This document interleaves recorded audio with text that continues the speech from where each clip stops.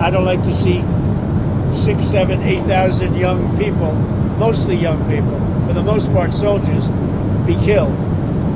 It's not costing us anything. In fact, we make money, and I don't even want to talk about making money. I don't care about making money in that case. But we send weapons to NATO. They buy full price. They buy the weapons. They give them to whoever, but I think they give them probably to Ukraine for the.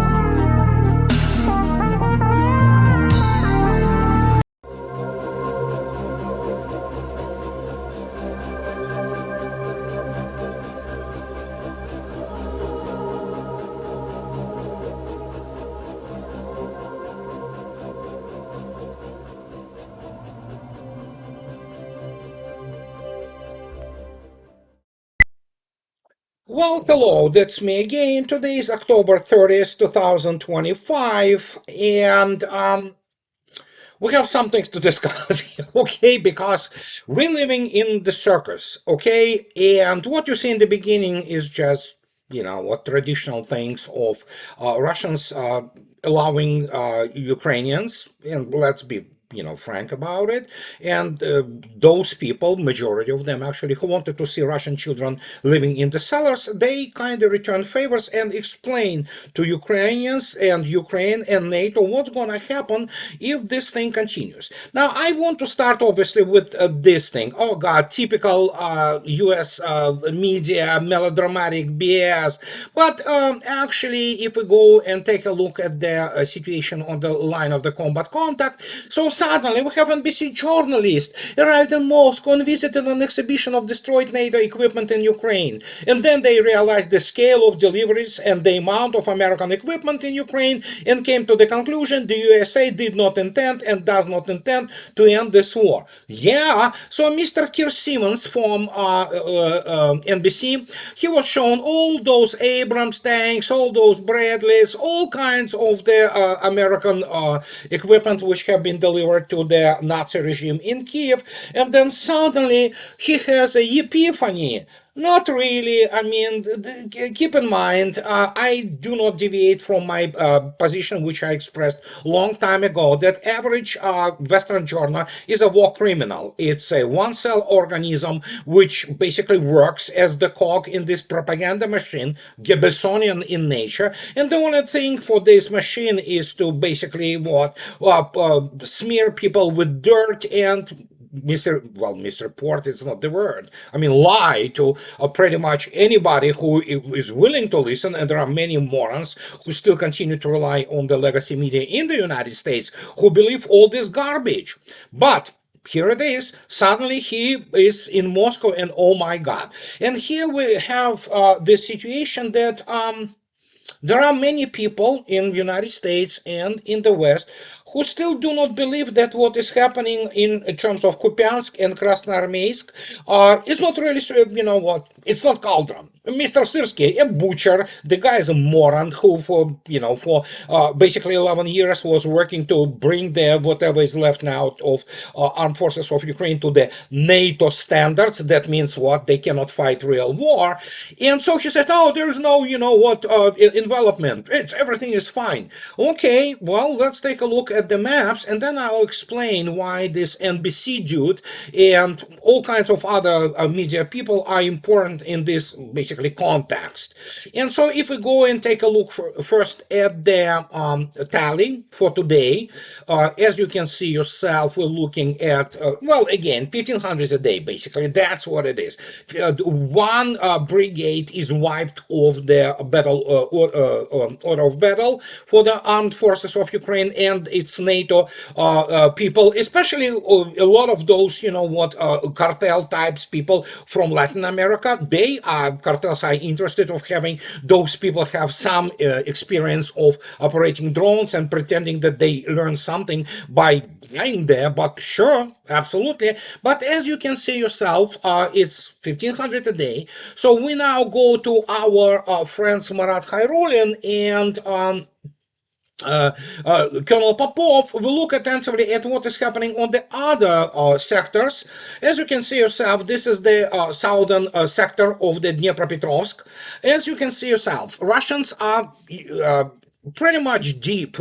If you look at the scale, which is 4 kilometers, 4,000 meters, Russians are really deep into the Dnipropetrovsk oblast, and yeah, they're just expanding this buffer zone. While if you look at Kupiansk, here is Kupiansk, not good for them. It just, yeah, it's over there. As you can see yourself, they are completely surrounded, and the Russians try to be, humanitarian in their nature, say, hey, surrender. They don't. They obviously would do what they usually do. It's probably in NATO field manuals somewhere. Evidently, it's not normal. They hide behind civilians. This is what they do. But yeah, it doesn't matter what they do because obviously, well, Vladimir Putin stated, and Mr. Kartapolov, the chair of the security general, one of the guys in charge of Syrian operation, they stated, yeah, sure, we can provide security to those Western journalists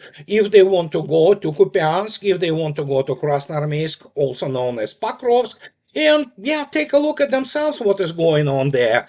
Well, as you might expect, nobody took the offer. Because can you imagine all those jorks from CNNs, from Wall Street Journal, all those war criminals, all those one-cell organisms and Goebbelsonian propagandists going there and facing the reality that, well, Russians just do it nonchalantly. Make no mistake. As I state many times, Russians do sustain losses. This is not easy, but obviously for armed forces of Ukraine, what is happening there, it is absolute slaughter. It's slaughterhouse, basically. And Russians will continue to do this as long as it takes until either the West collapses, which is happening as we speak about it, or, something else happened. But obviously, Mr. Trump, after, well, let me put it this way. I don't believe there was anything serious discussed even in 1 hour 40 minutes long meeting between Mr. Trump and Mr. Z when they were discussing all kinds of, evidently, as Mr. Trump wanted to pretend that he solved something there. Not much has been discussed, obviously, and looking by the outlook on Mr. Trump, and the way he looks kind of, down to earth a little bit. And the way he tried to, pat Mr. Z on the back, and shake his hand the way he does, he doesn't understand, talking Mr. Trump, what he is dealing with. Or maybe he does, but he just cannot behave differently because that's who he is. He's almost 80 years old. Obviously, his cognitive functions are giving up on him. And the only thing he knows is this routine of this, Playboy New York real estate shyster and showman. That's pretty much it. And as the result, so what do we have? Apart from the obviously situation with uh, uh, uh, the line of the combat contact and some other things which telegraph, yeah, that's pretty much Goebbelsonian, that's Nazi, it's Nazi, plain and simple publication. But even they have to admit that almost 100,000 young men flee Ukraine in 2 months, and as you can see yourself, it's yesterday. Kiev easing of travel restrictions for those aged 18-22 prompts an exodus and complaints from Germans. Yes, they obviously all ran to words, where the welfare state is good because they do not want to work. They want to sit on welfare, get those payments because they are Ukrainians and they're better than any of us. And I am not being facetious. They really think like this. But let's get to Mr. Trump and his, oh gosh, just grandiose statement. This is what he does. He does, he can, this grandiose statements. And here what we have. So Mr. Trump suddenly comes out and has all these lies. The United States has more nuclear weapons than any other country. Well, that is absolutely not true. And any American military guy who didn't sell out his integrity and professionalism, he will tell you that it's not true because it is Russia which has most nuclear weapons. But he said this was accomplished including a complete update and renovation of existing weapons during my first term in office because of the tremendous destructive power. I hated to do it, but had no choice. Russia is second, and China is a distant third, but will be even within 5 years. But will be even within 5 years because of other countries' testing programs. So he said, "Yeah, let's." Resume nuclear testing, and people immediately react. Oh my God, we're near the World War III. No, not really. Uh, Actually, Mr. Peskov correctly stated that no, we don't view the United States at least saying that it will resume the nuclear testing or the testing of the nuclear weapons. It's not the new kind of phase in deteriorating Russian-American relations. And it's true because everybody knew that since even 2010s, United States was hell bent despite the Obama hating nuclear weapons and writing all those and the nuclear posture reviews, which actually seem to be departing from the nuclear weapons. But reality is United States has nothing but nuclear weapons. Militarily, it can create troubles, and nobody argues about it conventionally. But conventionally, it's still essentially a paper tiger, and it in any kind of the serious war, it will resort to the nuclear exchange because, well, it's going to be beaten into the bloody pulp by serious enemy.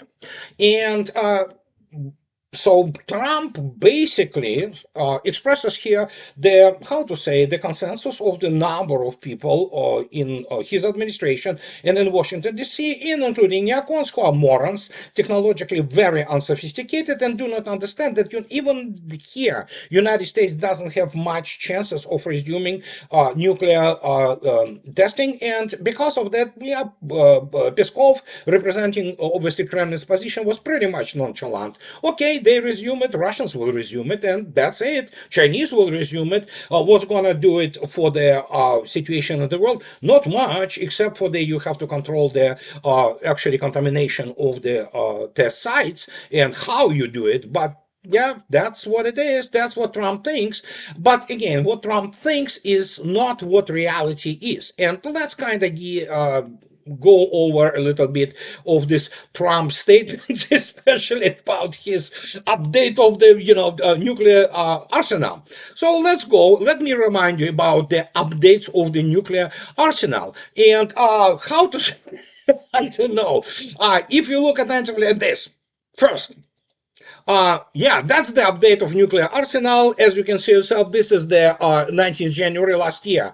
New U.S. nuclear missiles update upgrade in jeopardy. Media and Pentagon program to replace 1970s era Minuteman missiles is estimated to be running at least 37% over budget. I spoke about it. Actually, it's more than 37 now. Assistant U.S. Air Force Secretary for Acquisition Andrew Hunter told Bloomberg that the price increase reflects all components of the 96 billion program, and it's not the fault of the contractor, claiming the initial cost estimate had simply failed to captured the massive size and the scope of the launch facilities and launch control construction effort, according to the news outlet.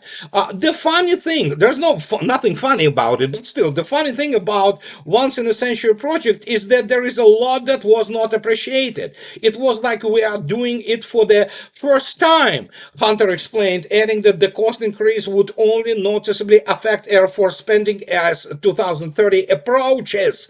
And yes, the command and launch nuclear upgrade alone requires over, and here it comes, 400 new launch silos to be upgraded from a system that is half a century old. And yeah, that's Minuteman. But yeah, here it is. They suddenly recognize they need 400 new silos. And here it is. Uh, Air Force now expects Sentinel ICBMs will predominantly need new silos, and yes, it's so they have the to house the new Sentinel ICBM. Officials previously planned to refurbish 450 existing silos currently used by the Sentinel predecessor, the aging Minuteman III. No, as it turned out, they will need absolutely new silos. Can you imagine the cost of this? And as the result, yeah, that's Mr. Trump and his claims about that things have been upgraded. Evidently not. And this is just one of the, which is critical. Make no mistake, the Sentinel program is critical for the United States nuclear deterrent. The problem is it's going nowhere. And work on the Sentinel command and launch segment is on hold due to evolving requirements. And evolving requirements are obviously the fact that actually it needs essentially the recreation of the American land-based nuclear deterrent.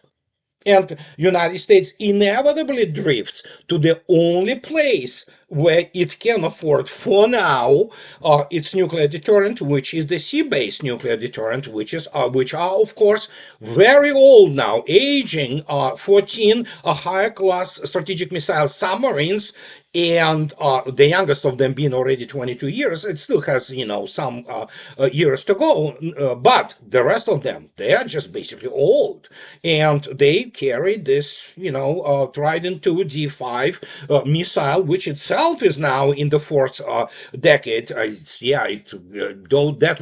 modification, if I remember, came out in the early 90s. So what the hell is going on, people may ask. Well, that's what is going on.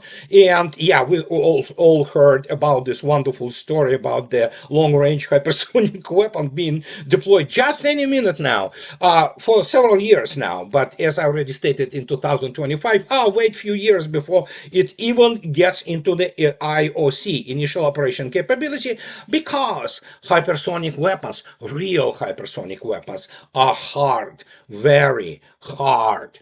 And when Mr. Trump makes those claims, it's the only thing you have left is just scratch your head and like, yeah, what are you gonna do? I mean, the guy is basically purging the hot air left and right and thinking that somehow he impresses everybody. He doesn't understand. He embarrasses himself, he embarrasses the country, and people know they called his bluff long time ago. He cannot intimidate anybody. And as the result, what do we have? What do we have actually in the whole situation developing in the last few weeks is that they obviously need to cover up not only the total military defeat in Ukraine, but when people ask me about, again, Буревестник, Poseidon. So let's take a look at what is happening. So New York Times report. Well, you don't need to go to New York Times. It's all over news in Russia. And Vladimir Putin stated himself openly that what is happening, that Poseidon, while all those strategic forces exercise have been ongoing, actually the New York Times says that the Poseidon, have been launched. Well, it wasn't just launched; it has been successfully tested from this enormous submarine called Belgorod, and this is first in the series of the carriers. Each of them carries the 6 of this Poseidon, which are not really torpedoes; they are drones drones, and Putin announces test of tsunami-making nuclear weapon. The test comes days after President Vladimir Putin announced the previous trial of another Russian nuclear weapon. Yeah, that's correct. And Poseidon is not really in testing phase. It has been tested before.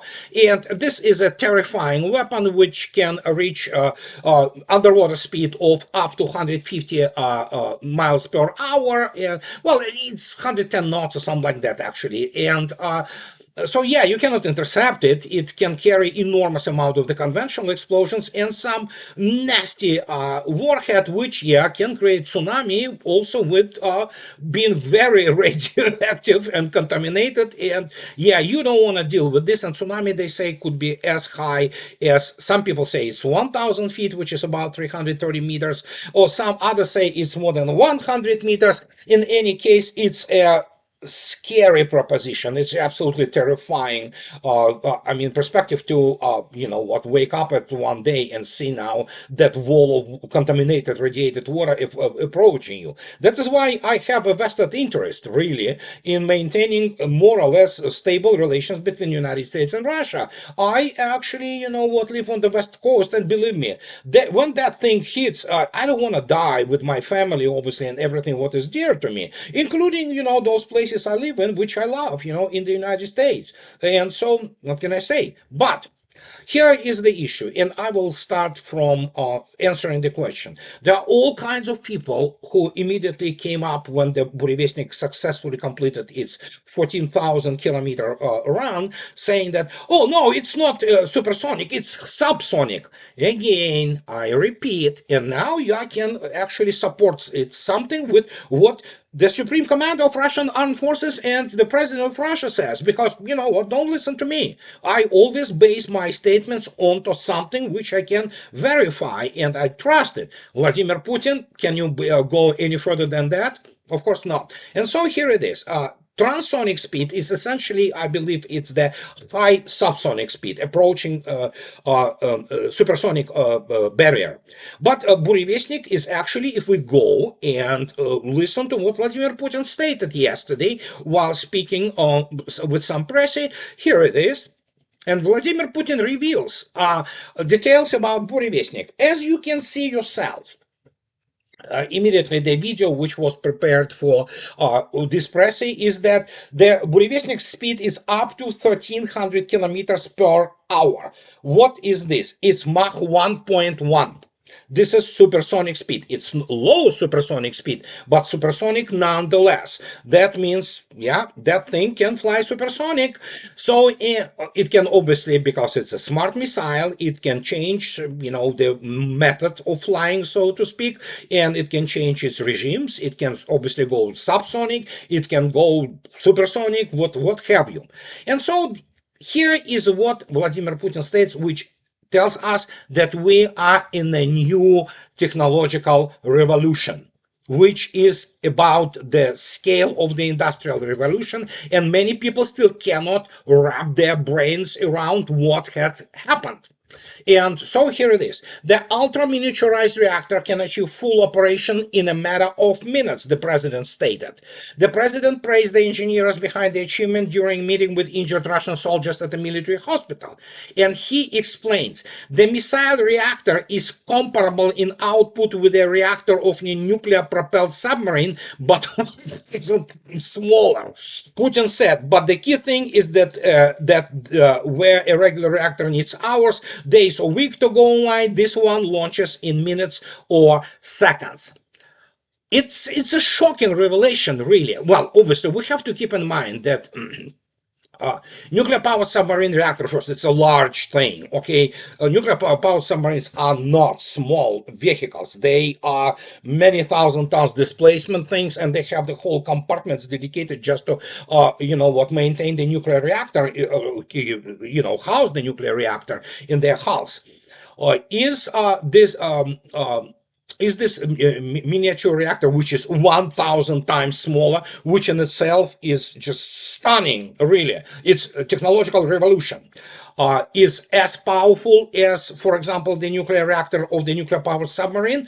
I don't know. Vladimir Putin maybe have been misinformed here, but it is powerful enough. to provide actually constant flow of energy enough to make a revolutionary change in the space flight, not just in the weapons. And it's enough to obviously push missiles. So is it 150 megawatt? I don't know. I mean, is it 50 megawatt? Even if it's 25 megawatt, my God, it's tremendous achievement. And again, we look at the miniature reactor. The Burevestnik, if you take a look at the size of it, it's not that large. It's about the average size of the cruise missile. And as already have been stated, this is critical. This is what you have to keep in mind. It can be housed in now traditional launch systems, such as the launch systems of the Iskander missiles or even Bastion missiles, which launch all kinds of those P-800 Onyxes and Zircons. That tells you something. It's not a very, I mean, significant. It's about 7 meters high or something like that, and probably half a meter at least wide or in diameter. It's a large vehicle, and it's obviously heavy. It's not several tons, but it's nothing, I mean, something gigantic.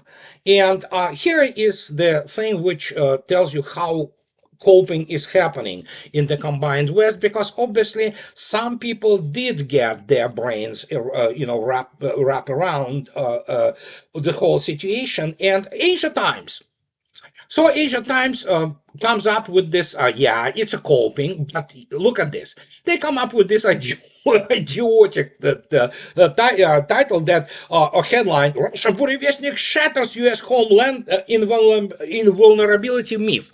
First, the first question which one has to ask: since when the United States has the homeland invulnerability myth? Because it doesn't exist for anybody who is anybody and has the half brain and IQ above room temperature. That since 1960s, United States territory is absolutely vulnerable, and since 1980s, it has nothing to stop any kind of the massive retaliation of Russia, wiping out essentially the whole country with nuclear weapons. This myth exists only among the morons from the media and all cretins on the Capitol Hill, who believe all this BS which is being sold to them by all kinds of shysters from U.S. military industrial complex, who deliver expensive junk which doesn't work. And of course, United States doesn't have real viable anti-ballistic missile. Well, they do have anti-ballistic missile like defense, like GBI, ground-based interceptor. They want now to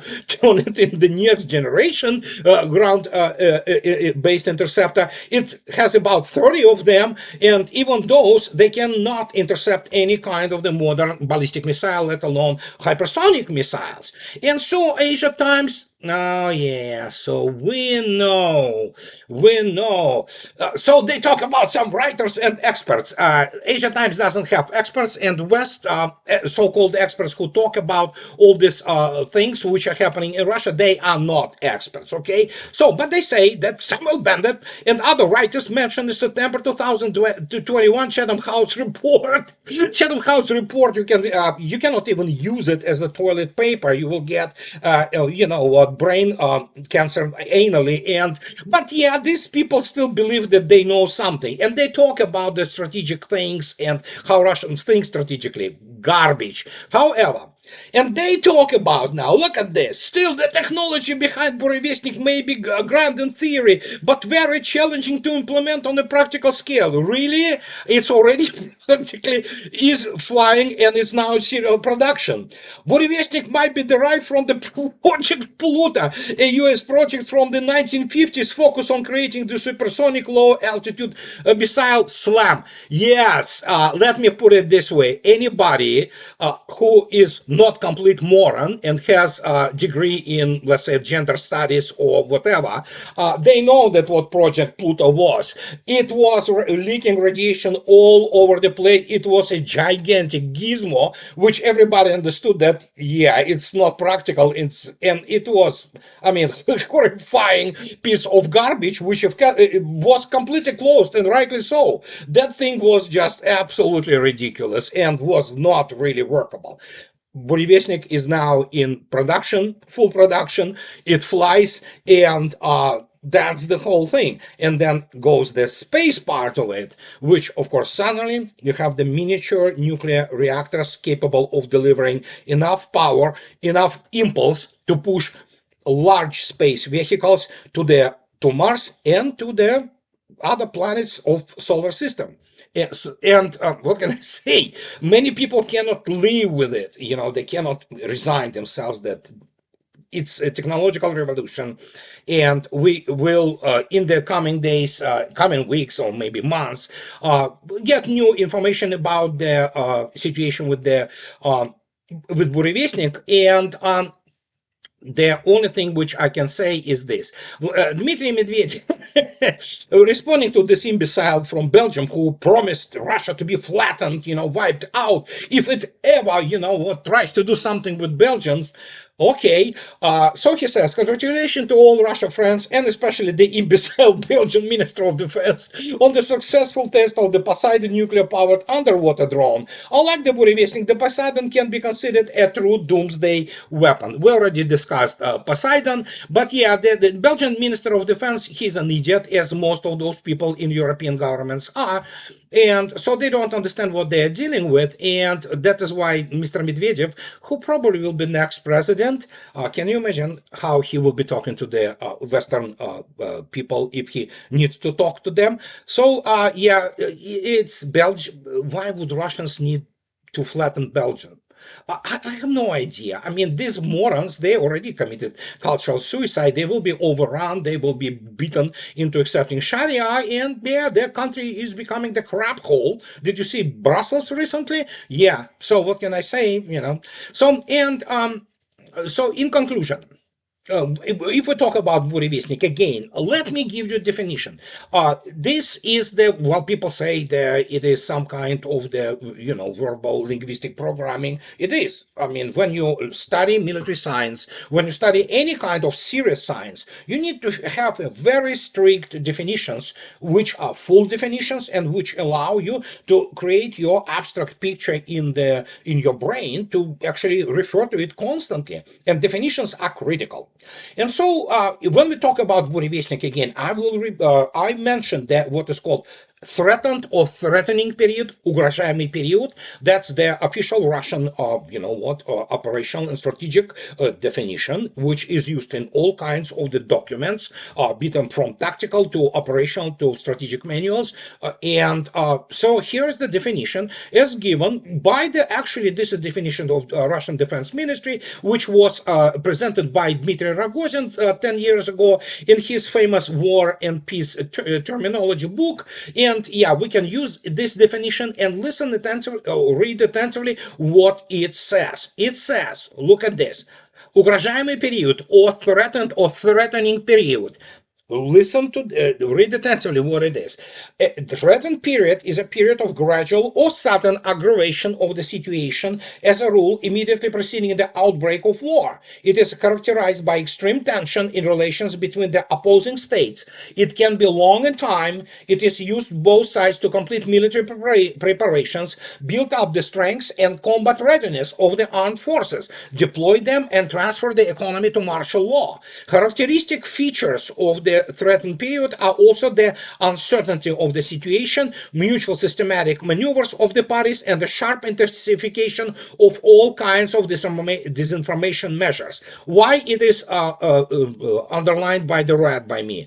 Because this is the only thing which combined West can do now. The rest of it, maneuver of the forces, preparation, and turning economies into the wartime economies, they cannot do it. And so here it is. In modern conditions, if the parties have long-range means of combat and groups of troops and forces deployed in the theater of operation, the threatened period on the eve of the war, it may not be. Yeah, it's kind of crude. In this case, the war can begin with a sudden preventive attack by one of the parties. There you go. So it's pretty clear what it says. I mean, bar some, crude things spoken in English. But let me explain to you why we are primarily into the propaganda, because obviously there are no resources to do anything about it on the West. Here it is, Deutsche Welle. Make no mistake, this is Deutsche Welle, guys. I mean, this is not me or anybody else, as was predicted. I was predicting this from the get-go. Minister of the German economy has ceased to be competitive. There you go. German Minister of Economic Affairs and Energy Catherine Reich criticized the country's economic model and called for reforms. According to her, the problem of today Germany are the dominance of bureaucracy, expensive energy, and high taxes. And she says that Germany misses a technological breakthrough. Yes, it not misses, it missed it completely. And technology-wise, it's a secondary country now. They still have the ability to do something about their own install some turbines, but that's about it. They are not competitive, unless of course you want like pretty much same people who have small dick, if the man, and dick enlargement cars, BMW, Mercedes, all this overpriced junk, which breaks constantly. And yeah, you cannot even change oil now in the regular oil changing stations anywhere around the world. You need to go to the special dealership to do it for like BMWs and things of this nature. That is why Porsche went bankrupt essentially. So when you look attentively at this, yeah, guys, you wanted it, you made your bed, sleep in it. And that applies to whole of Europe across the board. They are not competitive. The only real competitive thing about Europe today is, if you will say that, what is the pinnacle of European ambition and essentially technological ability? Airbus. That's the rest of it, overpriced junk. And obviously, some people love the overpriced junk, ranging from Louis Vuitton overpriced crap. I mean, they sell to imbeciles as the status things, while in reality it's for their riffraff. And the same goes for all those French and German automobiles, and that's about it. Siemens, well, I'm not gonna go there. And so this is what I wanted to tell you guys today. And as always, those who like what I do, please subscribe to my channel. And those who can afford, please support me on the Patreon or buy me a coffee and two. That will help to keep me in this business. So have a nice rest of the week, guys, and I'll talk to you later. Bye bye.